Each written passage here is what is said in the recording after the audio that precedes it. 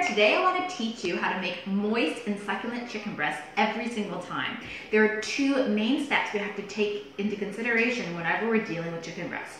Today I'm using chicken breast and they're actually from a brand called True Local. They actually deliver straight to your home, and they're antibiotic free and locally raised chicken. So these were actually frozen, and all I did was leave it in the refrigerator overnight. If you're using just regular air chilled chicken from the supermarket that's in the fridge, then obviously you don't need to defrost them. So all you need to do is take it out of the package, and then after that I'm going to show you a couple of things. But before I take them out of the package, I always want to make sure I think about the steps that I'm taking, because I don't want to be washing my hands like 15 times.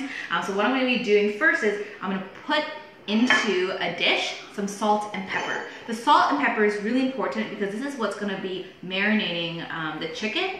We're going to be using to marinate the chicken, I should say, and ensure that the chicken remains nice and moist. So all I have again is just salt, sea salt, and some black pepper.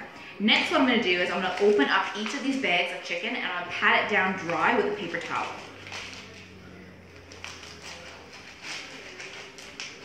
This is also really important because we don't really want to keep any of the extra moisture. Now, I had a really good question a few days ago from one of my clients, and she had asked, Amanda, what is this little lining that is always underneath chicken, or the package of the chicken? This is actually what is used to soak up any of the extra liquid, but I wouldn't eat it, so don't eat it. So all it's doing in here is actually plays a really important role, again, to soak up any extra liquid. If you're going to buy air chilled chicken, which is highly recommended, is that you won't be getting as much moisture from the chicken, which is really good and important. Plus, you're not going to be paying for extra water weight because it's been air chilled as opposed to wet chilled. So here we're going to pat it down dry with a paper towel. And then I'm going to take a fork, and all I'm going to do is poke little holes. You don't have to be too aggressive, just a couple of holes.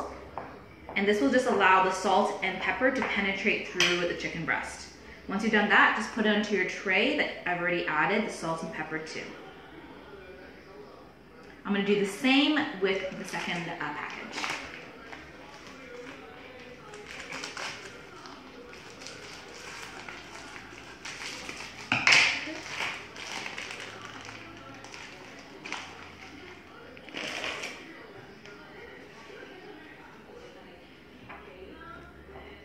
And these are about 6 ounces of chicken breast, which is really good. And you'll notice after I cook it, the best thing is that the chicken from True Local, it doesn't shrink a lot because it's been air chilled.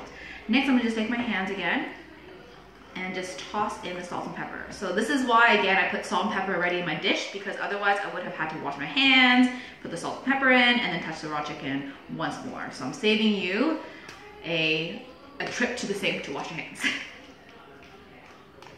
And once you've just kind of gently tossed it, you're just gonna let it sit and marinate for about 20 to 30 minutes before we put it in the oven. This is really crucial. If I took the chicken right now and placed it in the oven, you're gonna find that the chicken is very dry, because what the salt is gonna be doing is pulling the extra moisture out. Whereas right now, because we're gonna let it sit for about 20-30 minutes, the water will actually draw out, but then it will seep back into the chicken just because of osmosis. Okay, so tune in when we go and bake the chicken.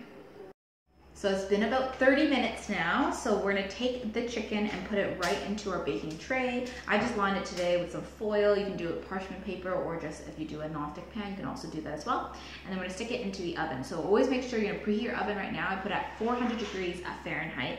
So again, we're just gonna pick up our chicken, put it onto the pan, and we're gonna bake it for about 25 minutes. Now, this is also perfect if you want to stir fry your chicken at this point, or you could also pan fry it and then finish it off in the oven as a different method of cooking the chicken as well.